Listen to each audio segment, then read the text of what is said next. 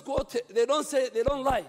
If we adapt, by adapting this report, we have indirectly altered the debt ceiling. It's as plain as that. The minister tomorrow, if he brings for the increment of the debt ceiling, nobody in this house should raise issues. And those who go to TV, you must have your facts right. And Mr. Speaker, I really want to ask you, what happened to Honorable Bunyasi? Debt management bill. There was a debt management bill by Honorable Bunyasi, which was very critical to address all these issues. Mr. Speaker, you know, they say, if people are dying of malaria, don't blame the mortuary attendant. Yes, if people are dying of malaria, don't blame the mortuary attendant. Blame yourself. Blame the doctor. Blame the pharmacist. I have seen people blaming the president. I have seen people blaming the National Treasury.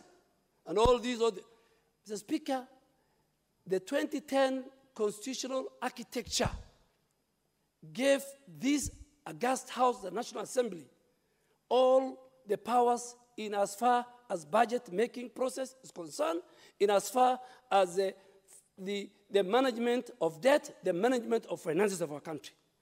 Mr. Speaker, you know, looking at it, basically, I've looked at this report last night. The budget is 3.6 trillion.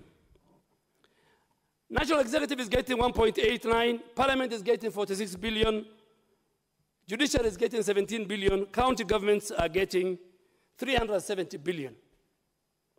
Look at what we call, and that is where the devil is, consolidated fund services, 1.3 trillion.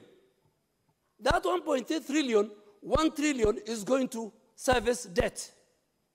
And I want to ask members, when you have free time, read, go back, you can even use the internet, read how countries like Greece, countries that suffered under serious debt crisis.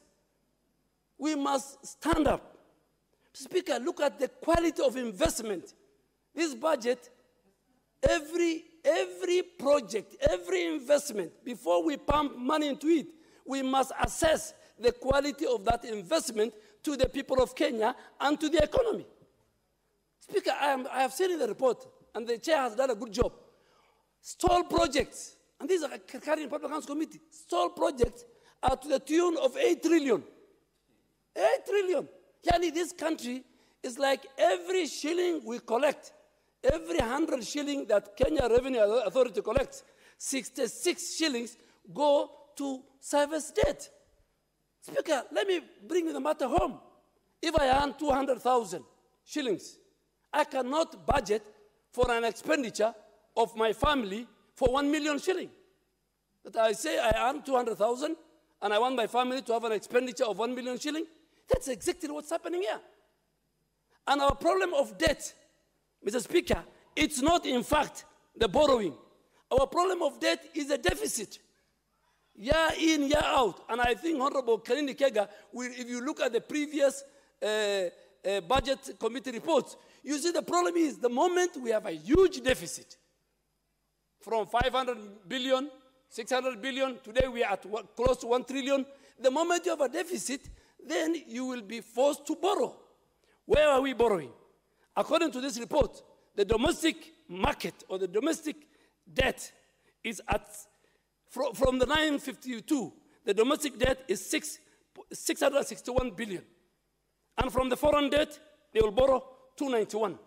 When you borrow locally, what do you do to the economy? What do you do to Kenyan businessmen and Kenyan companies? Government competes. Government then will compete with the private sector. And when the banks have a choice between a Kenyan business that wants to provide collateral against a government treasury bills, then banks will either raise the conditions and the interest rate for Kenyans to borrow against the government borrowing. So, Mr. Speaker, this again affects the growth of the private sector. Mr. Speaker, I have talked about this issue of debt. And I want to tell people and say it, that our problem in budget making process and from the National Treasury is the discrepancy between revenue raised and the spending plans. They must tally. They must be consistent. They must agree to each other.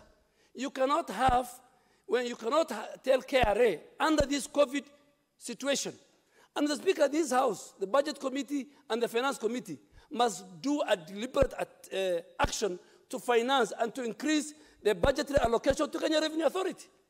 You can't deny KRA extra resources to employ more staff, to employ more systems, to collect more, and then you want them to collect outside what has been what they have been told to collect. So, Mr. Speaker, when there's a discrepancy between the revenue we raise and our expenditure, our spending plans, what happens? What does it drive to? It drives not only to a serious fiscal deficit, but at the same time, it will increase the stockpile of our public debt. Mr. Speaker, from this budget, the daily borrowing of government will be 2.6 billion. 66 shillings of every 100 shilling collected in revenue will service.